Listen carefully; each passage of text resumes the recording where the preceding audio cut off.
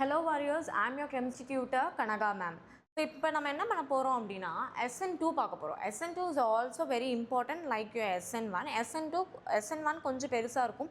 But SN2 உங்களுக்கு understand பண்றதுக்கு ரொம்ப ஈஸியா இருக்கும் because நீங்க SN1 நல்லா படிச்சிட்டீங்கன்னா SN2 உங்களுக்கு அண்டர்ஸ்டாண்ட் பண்ணும்போது டக்கு டக்குன்னு நீங்க அந்த பாயிண்ட்ஸை கேதர் பண்ணிடுவீங்க. Yes, let's have a little recap. So நம்ம எப்பவும் போல ஒரு சப்ஸ்ட்ரேட்டை நம்ம எடுத்து சொல்றோம், ஒரு RX பாண்ட் வச்சிருக்கோம் அப்படினா we used to call them as substrate. ஒரு நியூக்ளியோஃபைல் இருக்குது அப்படின்னா நியூக்ளியோஃபைல் அங்கேருந்து வந்து இவங்களை அட்டாக் பண்ணுவாங்க, இவங்க வெளியில் போவாங்க. இவங்கள நம்ம லீவிங் குரூப்னு சொல்லுவோம், இவங்களை நம்ம நியூக்ளியோஃபைல்னு சொல்லுவோம். ஸோ நம்ம ரெண்டு பேரையுமே நல்லா அண்டர்ஸ்டாண்ட் பண்ணிக்கணும். நியூக்ளியோஃபைலும் ஸ்ட்ராங்காக இருக்கணும், எப்படி இருக்கணும் அப்படிங்கிறத குட் நியூக்ளியோஃபைலோட கேரக்டர்ஸெல்லாம் தனியாக ஒரு வீடியோவில் படித்தோம். லீவிங் குரூப்லாம் யாருன்னு படித்தோம். அதே மாதிரி சால்வெண்ட்டோட நேச்சர், யார் யாருக்கு எப்படிப்பட்ட சால்வெண்ட்டை நம்ம யூஸ் பண்ணணும் அப்படிங்கிறத நம்ம படித்தோம். இவங்க மூணு பேருமே ரொம்ப எசென்ஷியல்.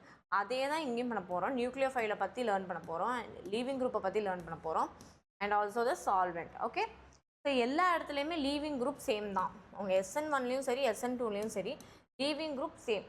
இந்த இடத்துல சப்ஸ்டேட் மட்டும்தான் மாறும். ஓகேவா? நீங்கள் லீவிங் குரூப் எல்லாம் நீங்கள் SN2ல சப்ஸ்டேட்னு வச்சுக்கோங்க, because substate is going to change. Substate வந்து எப்படிப்பட்டதாக இருக்கணும் அப்படிங்கிறது சேஞ்சஸ் இருக்கும். உங்கள் SN1ல் வந்து அதோட ரேட்டும் SN2ல் இருக்கக்கூடிய ரேட்டும் டிஃபர் ஆகும். ஒன்லி சப்ஸ்ட்ரேட்டோடைய ஆர்டர்ஸ் டிஃபர் ஆகும். கார்போகேட்டையான்னு நம்ம சொல்கிறோம் இல்லையா, அந்த ஆர்டர் தான் டிஃபர் ஆகும். Okay, the only thing that was been differing for both. ஓகேவா? Order. Okay, so let's move on to the rate. First எடுத்தோடனே நம்ம கெமிக்கல் கைனடிக்ஸை பற்றி பேசுவோம் இல்லையா, அதே மாதிரி நம்ம ரேட் பற்றி பார்க்கலாம். Rate is equal to K of RX, உங்களோட reactant, and also it is linked to your nucleophile. எவ்வளோ RX இருக்குதோ அவ்வளோ அமௌண்ட் ஆஃப் நியூக்ளியோஃபைலும் இருக்கணும். இருந்தால் மட்டும்தான் உங்களால் பைமாலிகுலர். Okay, fine. எவ்வளோ RX இருக்கோ அவ்வளோ நியூக்ளியோஃபைல் இருக்கணும். வாட் இட் மீன், எனக்கு இந்த இடத்துல RX இருக்குது அப்படின்னா இந்த இடத்துல நியூக்ளியோஃபைலும் இருக்கணும். ஏன்னா this is a single step process. இந்த இடத்துல only one step is involved. One step is involved and it is also having transition state with it self.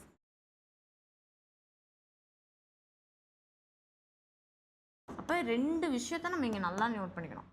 Single ஸ்டெப்பும் இருக்குது, ஒன் ஸ்டெப்பில் நடக்கக்கூடியது with the formation of transition state. அப்போ நம்மளுக்கு எவ்வளோ amount of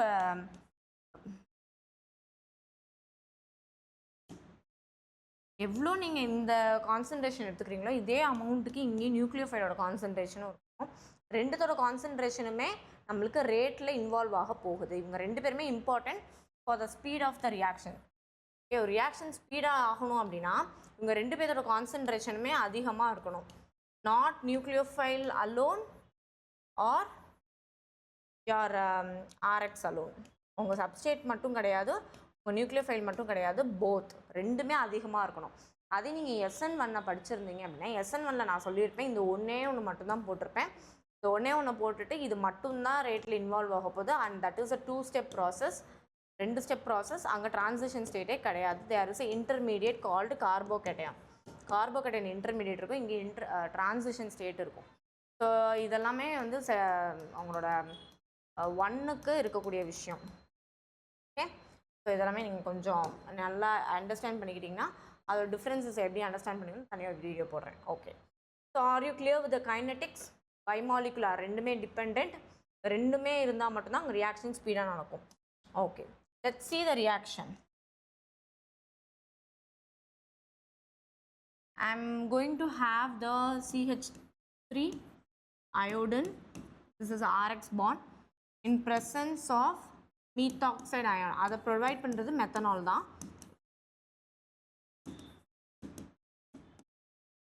Nothing but negative charge over the head. This negative charge is in the methanol.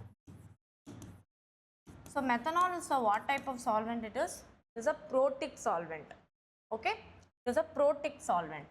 And here the ethoxide, this is your ethoxide.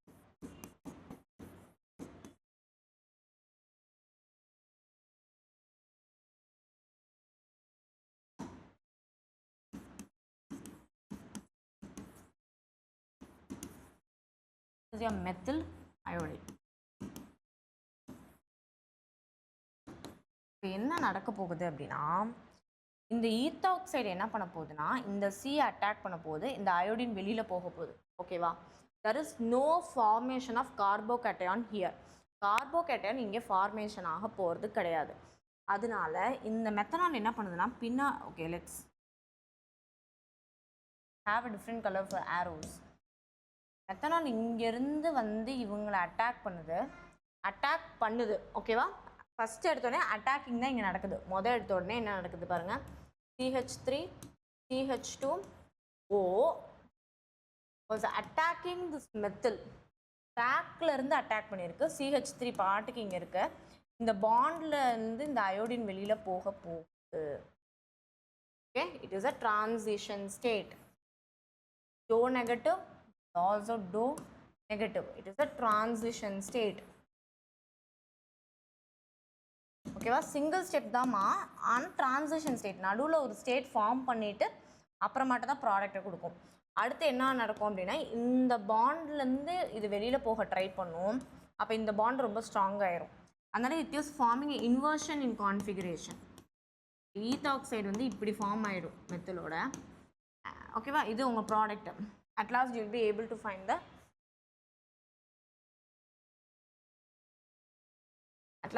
Getting the product. இதுதான் உங்கள் product. ஓகேவா? Single step தான். இங்கே நம்ம தனியாக ஒரு ஸ்டெப்பு போடலை. As in SN1. SN1 நம்ம போடுறப்ப தனித்தனியாக போட்டிருப்போம். இங்கே நான் தனித்தனியாக போடவே இல்லை. ஏன்னா SN1 நீங்களே பார்த்துருப்பீங்க. ஃபஸ்ட்டு ஸ்டெப்புன்னு போட்டு rate determining step, slow step, formation of carbocation, second step nucleophile attack, fast step அப்படின்னு எழுதியிருப்பேன். ரெஃப்ரெஷ் பண்ணிக்கோங்க. இந்த இடத்துல பாருங்கள் ஒரே ஸ்டெப்பாக தான் போட்டிருக்கேன். Are you clear with this point? Okay. இங்கே நம்ம யூஸ் பண்ணும்போது டெர்ஷரி யூஸ் பண்ணோம்.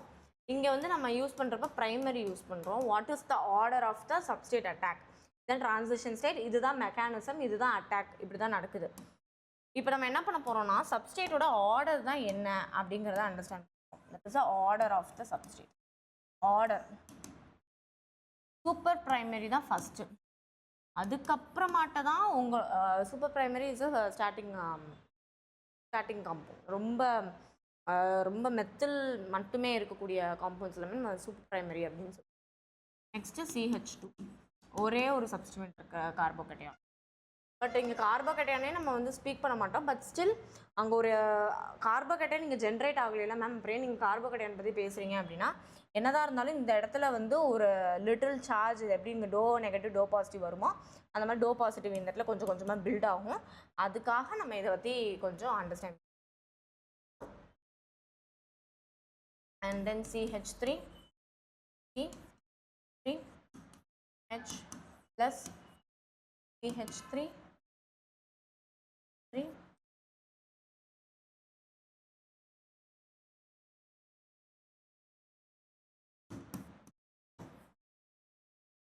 ஓகேவா? இந்த காம்பவுண்டாக இருந்தது அப்படின்னா அப்படியே இன்வர்ஸ். நீங்கள் அங்கே பார்த்தீங்க அப்படின்னா இதுதான் ஸ்பீடாக இருக்கும், இது ஸ்பீடாக இருக்கும், இதெல்லாம் ஸ்லோவாக இருக்கும். ஆனால் இங்கே பார்க்குறப்ப இதுதான் ஸ்பீடாக இருக்கும். எப்படி நம்ம சொல்லுவோம்?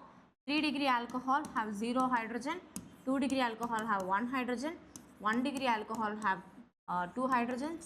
There's 2 hydrogens here, and this is nothing but this is a super primary. Okay, நீங்கள் அதெல்லாம் பார்க்க தேவையில்லை. 0 hydrogens. ஸோ இந்த ப்ராசஸில் ரேட் வந்து இந்த ஆர்டரில் தான் இன்க்ரீஸ் ஆகுது. இவங்க தான் அதிகமான ரேட், இருக்கிறதுலே அதிகமான ரேட். அப்புறம் இவங்க ரொம்ப கம்மி. ஸோ ரேட் அப்படின்னா speed of the reaction. Why it is so? What is the reason behind it?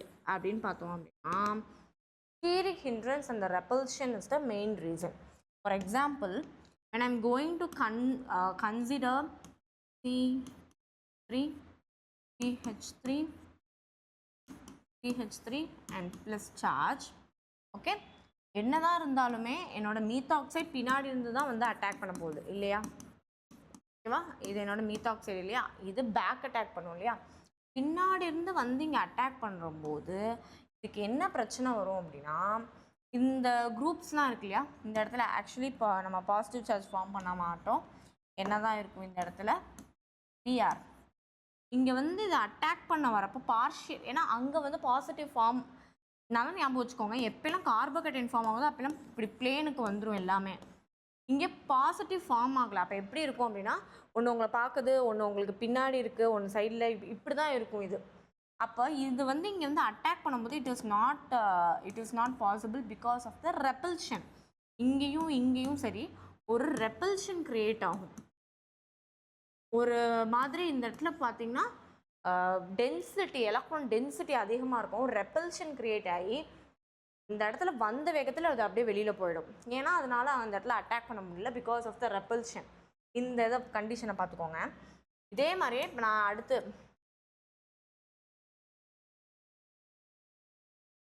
இப்போ இதே பாருங்கள், CH3Br இருக்கு. அதே இடத்துல அதே மாதிரி ஒரு மீத்தாக்சைடை கொண்டு வரேன். இது இங்கே ஏதாச்சும் ஸ்டீரிக் ரெப்பல்ஷன் இருக்கா, இங்கே அங்கே ஏதாவது குரூப்ஸ் இருக்கா? இல்லை. இங்கே இருக்கிற அளவுக்கு இந்த இடத்துல எந்த குரூப்ஸும் இல்லை. So it is sterically favoured. Sterically no hindrance is there. So அப்போது இந்த இடத்துலேருந்து ஒருத்தவங்க வந்து இங்கே அட்டாக் பண்ணணும் அப்படின்னா என்ன தான் அவங்களுக்கு பிரச்சனையாக இருக்கும்? இந்த மாதிரி குரூப்ஸ் எல்லாம் இருந்துச்சு அப்படின்னா அவங்களுக்கு பிரச்சனையாக இருக்கும். அதனால் 3 டிகிரி டெர்ஷரியில் ப்ராப்ளம், வேறு ப்ரைமரியில் நோ ப்ராப்ளம். ஆனால் ப்ரைமரியில் தான் இது நடக்கும். ஏன்னா because SN2 is a single step reaction. Single ஸ்டெப்பில் நடக்க போகுது அப்படின்னா வந்து அட்டாக் பண்ணும்போது ஃபீஸிபிளாக இருக்கணும். அந்த இடத்துல எந்த ஒரு ரெப்பல்ஷனும் க்ரியேட் ஆகக்கூடாது. அப்போ ரெப்பல்ஷன் க்ரியேட் ஆகக்கூடாதுன்னா இந்த ப்ராசஸ் வழியாக தான் போகணும். இது ஓகே. இப்போ உங்களுக்கு சப்ஸ்ட்ரேட் பற்றி ஒரு ஐடியா வந்திருக்கும். Take a note of this.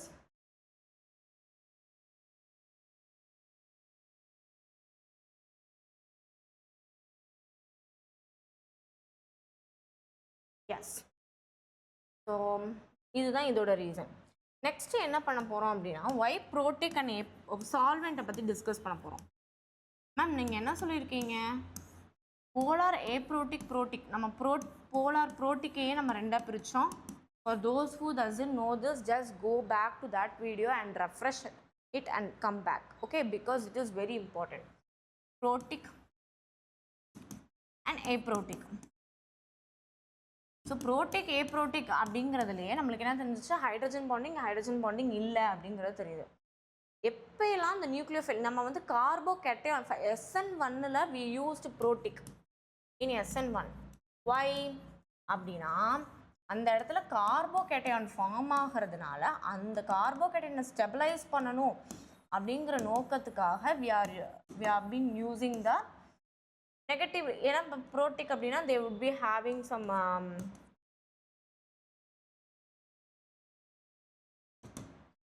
இப்போ இந்த இடத்துல மைனஸாக பிரிப்போம், அது H+ஆக இருக்கும். இந்த H+, இந்த மைனஸ் என்ன பண்ணும்? இந்த போய் கொஞ்சம் நேரம் ஸ்டெபிளைஸ் பண்ணிகிட்டு இருக்கோம் இல்லையா? அதுக்காக தான் நம்ம வந்து ப்ரோட்டிக் சால்வெண்ட்டை SN1ல் யூஸ் பண்ணதுக்கானமே இந்த கார்போகேட்டைனுக்காக. நம்ம எதுக்கு ப்ரோட்டிக் சால்வெண்ட்டை யூஸ் பண்ணணும் SN2வில்? தேவையே இல்லை. நீங்கள் இஃப் ஐ எம் யூஸிங்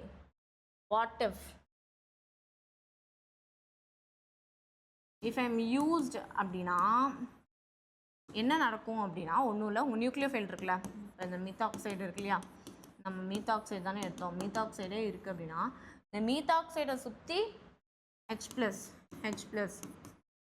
அப்படின்னு சொல்லி இதோட நியூக்ளியோஃபிலிசிட்டியை ரெடியூஸ் பண்ணிடும்.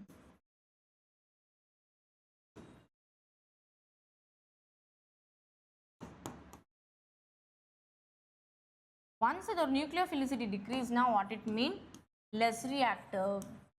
If it is less reactive, it won't hit the substrate. Substrate hit பண்ண முடியாது. Substrate hit பண்ண முடியல அப்படின்னா இதோட ரேட் எப்படி இருக்கும்? Decreased-ஆ இருக்கும். Is it okay? இதுதான் இதோட ரிலேஷன்.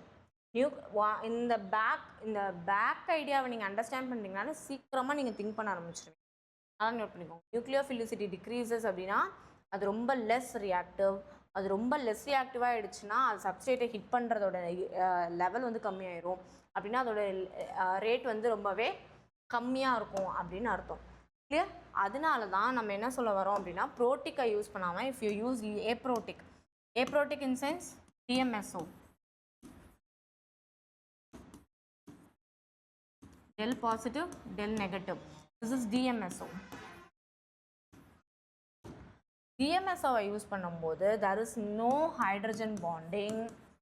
அதனால வரக்கூடிய நியூக்ளியோஃபைலை ஜஸ்ட் இதை வந்து நீங்கள் டிசால்வ் பண்ணுறதுக்கு ஒரு மீடியமாக யூஸ் பண்ணிக்கலாம். இது வந்து என்ன பண்ணாது அப்படின்னா எந்த ஒரு ப்ராப்ளமும் கிரியேட் பண்ணாது. ஈவன் பட் லிட்டில் பர்சன்டேஜில் இந்த டைப்போலை வச்சு என்ன பண்ணுவோம் அப்படின்னா அட்டாக் பண்ணுற அந்த நியூக்ளியோஃபைல்ஸை if you are just taking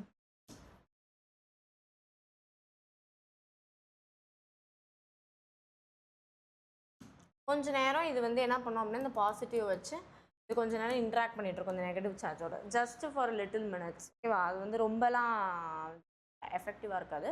so I'm just telling you இந்த மாதிரிலாம் நடக்க வாய்ப்புகள் இருக்குது. Okay, so this is a solvent interactions. அப்போ சால்வெண்ட்டை பொறுத்த வரையிலும் aprotic is meant for the SN2 because there is no formation of carbocation. அதனால இதோட நியூக்ளியோஃபைலோட ரியாக்டிவிட்டியை இது டிக்ரீஸ் பண்ணிடும். அந்த டிக்ரீஸ் பண்ணக்கூடாது அப்படின்னா we should go for the aprotic solvent. Okay, இதுதான் ப்ரோட்டிக் ஏப்ரோட்டிக் இந்த இதோட டிஃப்ரென்ஸ். ஓகே, இப்போ சால்வெண்ட் நம்மளுக்கு தெரிஞ்சிருக்கணும். லீவிங் குரூப் ரெண்டுத்துலேயும் ஒரே மாதிரி தான் லீவிங் குரூப்பு. எப்பயும் போல் நம்ம லீவிங் குரூப்புக்கு எல்லாமே இதே தான், இதில் சேஞ்சஸ் கிடையாது. அயோடைட்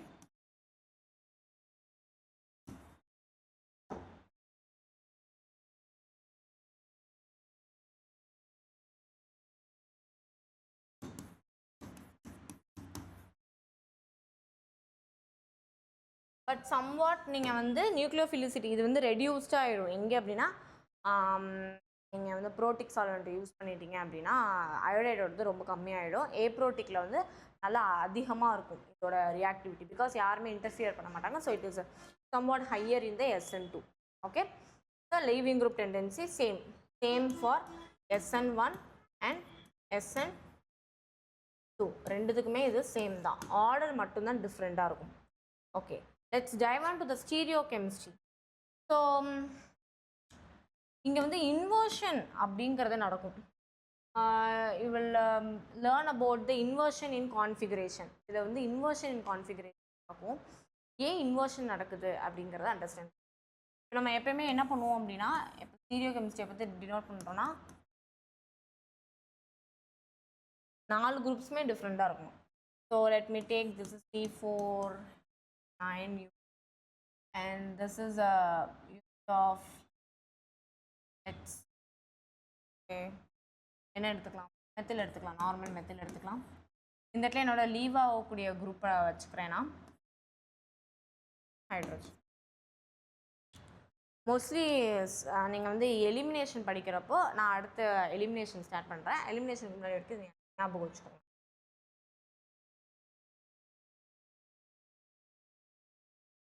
ஹைட்ராக்சில் அயன் இருக்குது. ஹைட்ராக்சில் அயன் வந்து இப்போ அட்டாக் பண்ண போகுது அப்படின்னா என்ன நடக்கணும்? இது வந்து பேக்கில் வந்து அட்டாக் பண்ணும், இது ஃப்ரண்ட்டுக்கு போயிடும். அப்படியே இதோட கான்ஃபிகரேஷனே இன்வர்ஷன் ஆகிடும். ஓகேவா? For example when this is going to hit from the back side going front இல்லையா? அப்போ நீங்கள் எப்படி எழுதணும் அப்படின்னா ஹெச் வந்து எப்போயுமே பிளேனில் இருக்கிறது பிளேனில் தான் இருக்கும். இது பின்னாடி வந்துருச்சு அப்படின்னா பின்னாடி இருக்கிறது முன்னாடி வந்துடும், இது பிளேனுக்கு வந்துடும். What happens? Back attack. பேக்கில் இது வந்து அட்டாக் பண்ணுதுன்னா அந்த OH ion will take the back position. So inversion configuration back அட்டாக்னா அவங்க குரூப் வந்து பேக்கில் வந்துடும். ஃப்ரண்ட்டில் இருக்கக்கூடிய அந்த பர்சன் பிளேனுக்கு வந்துடுவார். ஏன்னா 4 இது அப்படியே தான் இருக்கணும், இதில் எந்த ஒரு கன்ஃபியூஷன்ஸுமே இருக்கக்கூடாது இல்லையா? ஸோ இந்த OH வந்து பேக்கில் வந்துடுவாங்க, ஃப்ரண்ட்டில் உங்களோட C4H9 வந்துடுவாங்க, பிளேனில் இன்னொரு மெத்தில் வந்துடுவாங்க. அவ்வளோதான். அப்படியே நீங்கள் ஒரு ரொட்டேட் வச்சு it is simply your brain தான். உங்கள் பிரெயினை ஒர்க் பண்ணி அந்த ப்ராடக்ட் எப்படி வரும் அப்படிங்கிறத நீங்கள் அண்டர்ஸ்டாண்ட் பண்ணிக்கணும். ஸோ OH- எந்த வழியாக போய் எப்படி அட்டாக் பண்ணுறாங்க, இவங்க எந்த வழியாக வராங்க, இவங்க அப்படியே பிளேனுக்கு வந்துடுவாங்க. ஸோ இப்போ பார்த்தீங்க அப்படின்னா முன்னாடி இருந்த கான்ஃபிகரேஷனில் இவங்க இருந்த பொசிஷனுக்கும் இப்போ இருக்கிற பொசிஷனுக்கும் இன்வர்ஷன் ஆயிருக்கு. ஸோ இதை நம்ம இன்னும் எப்படி சொல்லுவோம் அப்படின்னா வால்டன் இன்வர்ஷன் அப்படின்னு வால்டன் இன்வர்ஷன் அப்படின்னு சொல்லுவோம். ஸோ நீங்கள் என்னோட போன வீடியோவை பார்த்துருந்தீங்கன்னா நீங்கள் அதை பார்த்தோன்னே சொல்லுவீங்க. ஜஸ்ட் அண்டர்ஸ்டாண்ட் நான் என்ன அனாலஜி கொடுத்தேன்னு யோசிங்க.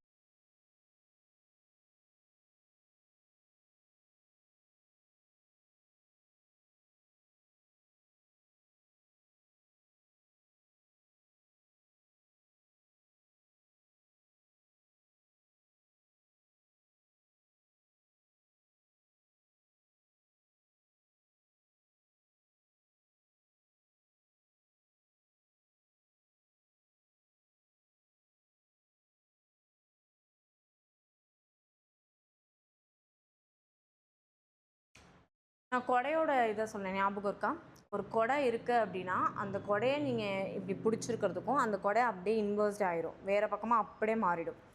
ஸோ அதே தான் இங்கே நான் உங்களுக்கு கொஞ்சம் காம்ப்ளெக்ஸான ஸ்டீரியோ கெமிஸ்ட்ரியாக இருக்கும் இதை அண்டர்ஸ்டாண்ட் பண்ணிக்கிறதுக்கு. ஆக்சுவலி இது நீங்கள் எப்படி அண்டர்ஸ்டாண்ட் பண்ணிக்கலாம்,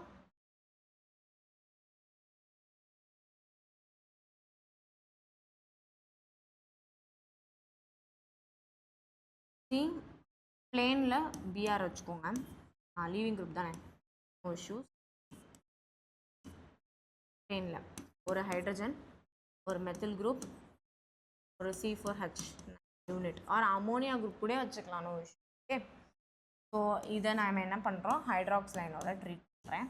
ஹைட்ராக்ஸ் ion will come and attack from the back and this will go in front. எப்பயுமே பாருங்கள், உங்கள் லீவிங் குரூப்பு இந்த வழியாக போகுது, இவங்க பேக்லேருந்து அட்டாக் பண்ணுறாங்க அப்படின்னா அவங்கன்னா இவங்க பேக்கில் போய் அட்டாக் பண்ண உடனே அப்படியே ஒரு நான் அந்த அம்ப்ரலா அனாலஜி கொடுக்குறேன். This is you அம்ப்ரலா and this is that stick. அந்த ஸ்டிக்கு என்ன ஆயிடுச்சு, அப்படியே விரிஞ்சிருச்சு. அப்படின்னா என்ன அர்த்தம், இது இப்போ இந்த திரும்பி இருக்கிறது இந்த பக்கமாக வருது. தட் இஸ் மெத்தில் என்ன பக்கமாக இருந்துச்சோ அது iodine hydrogen.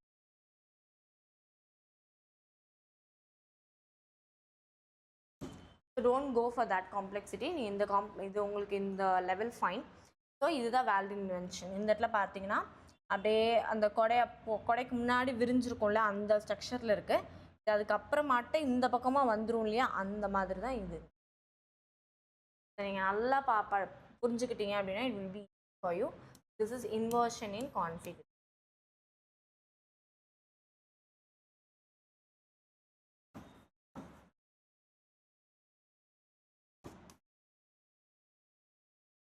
substrate. So rate is dependent on this and this. So ரெண்டுமே அதிகமாக இருந்தால் மட்டும்தான் ப்ராடக்ட் எனக்கு சூன் கிடைக்கும். அதுவும் இல்லாமல் இது இன்வர்ஷனாக இருக்கும். இதே உங்கள் SN1 எடுத்துக்கிட்டிங்கன்னா ஆப்டிகலி இன்ஆக்டிவ். அப்போ tell me whether it is optically active or inactive.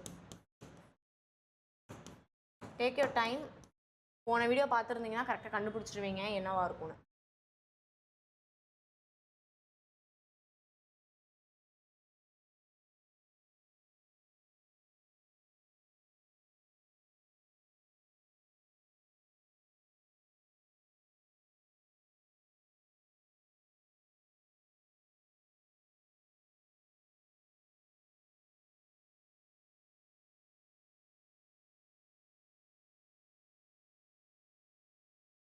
So it is 4 groups are different. 4மே டிஃப்ரெண்ட்டாக இருந்தது, 4 கார்பன் டிஃப்ரெண்ட்டாக இருந்தது அப்படின்னா இட்ஸ் ஆப்டிக்கலி ஆக்டிவ். அப்படின்னா இங்கே ஆப்டிக்கலி ஆக்டிவ் தான் இந்த ப்ராடக்ட். அப்போ நம்மளுக்கு இதுலேருந்து என்ன தெரியுது, things to be remember.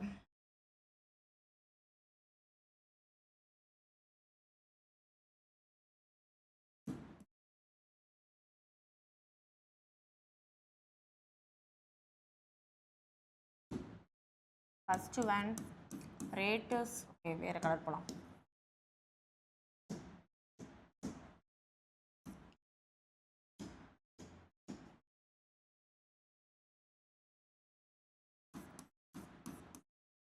Rate is dependent upon the Rx and also it is dependent upon the file.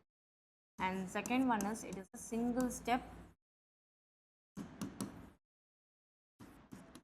reaction with transitions involved in. Okay, இது ரெண்டுமே ஒரே கேட்டகரியில் வரும். Next third category,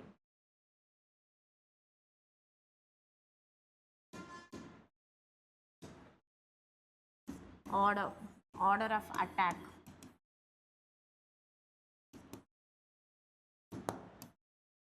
Primary, secondary, reason is bulkiness.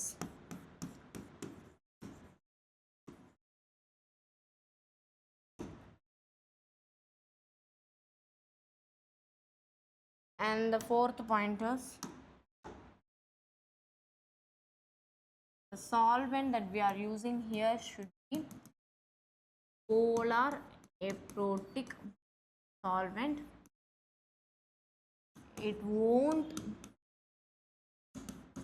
stabilize the nucleophile.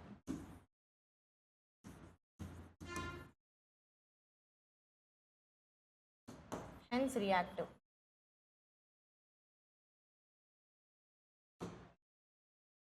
And the fifth one is, and the nucleophile இது பண்ணலனா it will be very greatly it will attack. So back attack.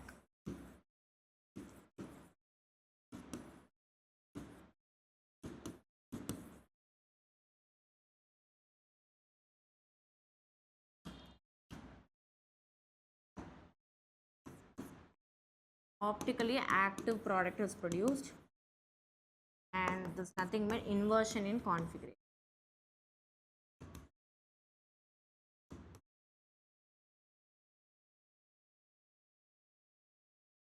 So take a minute to understand these points to be remembered for your SN2 bimolecular reaction. Very important. Leaving group same da. Okay, take it down.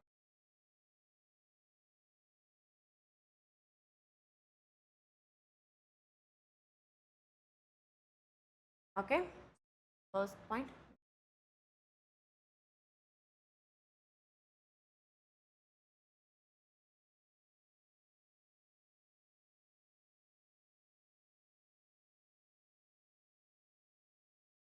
So it won't form two product கிடையாது. As in the SN1 it forms single product alone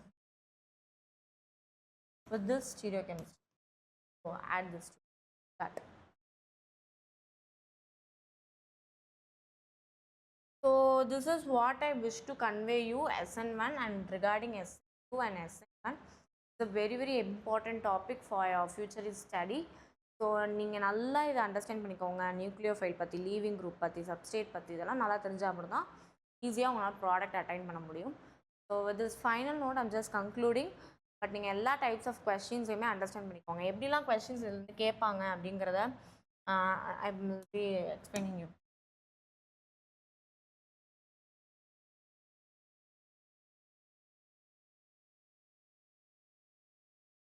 so types of questions எப்படிலாம் types of questions கேட்பாங்க அப்படிங்கிறது பாருங்களேன். ஒன்று, அவங்க உங்களுக்கு ரேட்டை பற்றி கேட்கலாம். அவங்க ரேட்டை பற்றி கேட்குறாங்கன்னா you should know about the order. ஓகேவா? ரேட் பற்றி கேட்குறாங்கன்னா you should go with the order. Okay, இதே SN1 SN2 SN1க்கும் E1லேயுமே எலிமினேஷன் அப்படிங்கிறத அடுத்து நான் உங்களை டீச் பண்ணேன்.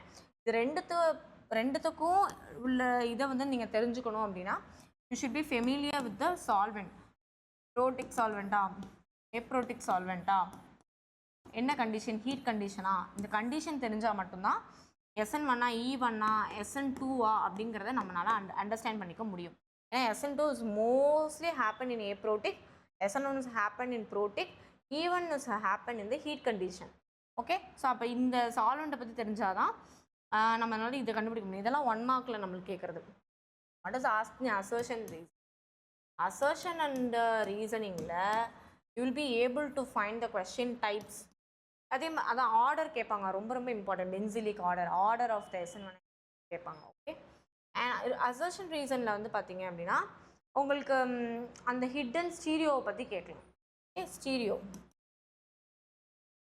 அதோட ஸ்டீரியோ எப்படி இருக்கும், இன்வர்ஷனாக இருக்கணும்னா அதுக்கு என்ன பிரின்சிபல், கார்போகேட்டையான் ஃபார்ம் ஆகுறதுனால என்னென்னலாம் நடக்குது அங்கே, அதனால் கார்போகேட்டையான் சென்ட்ரல் டாபிக். இந்த ரெண்டு டாபிக்ஸுமே ரொம்ப ரொம்ப இம்பார்ட்டன்ட். ஸ்டீரியோவில் அது ரொம்ப வைட் ஸ்ப்ரெடாக நம்மளுக்கு கேட்பாங்க, ஆப்டிக்கலி ஆக்டிவாக இன்ஆக்டிவாக. அதேமாதிரி ரேசமைசேஷன் SN1 வரும். அப்போ இது ரொம்ப ரொம்ப இம்பார்ட்டண்ட்டாங்க. நான் உங்களுக்கு எலாபரேட் பண்ணி தான் SN1 நடத்தியிருக்கேன். அதனால் இது எல்லாத்தையுமே நல்லா டைம் கொடுத்து அண்டர்ஸ்டாண்ட் பண்ணுங்கள். நெக்ஸ்ட்டு நம்ம வீடியோஸில் பார்க்குறப்ப E1 E2 எலிமினேஷன்ஸ்னால் என்ன அப்படிங்கிறத அண்டர்ஸ்டாண்ட் பண்ணிட்டோன்னா நம்மளுக்கு இந்த 4மே கிளியராக தெரிஞ்சிச்சுன்னா இதுக்கு மட்டும் தனியாக நம்ம sprint like will be having some questions எல்லாமே சால்வ் பண்ண ட்ரை பண்ணிட்டோம் அப்படின்னா அவ்வளோதான். இது கிளியராக இருந்துச்சுனாலே you will be able to solve many questions from amine, carboxylic acid, carbonyl group எல்லாத்துலேருந்தும் நம்மளால் சால்வ் பண்ண முடியும். அப்போ இதெல்லாம் தான் பேசிக் டாபிக்ஸ், இதெல்லாம் தெரிஞ்சிருக்கணும். Okay, next session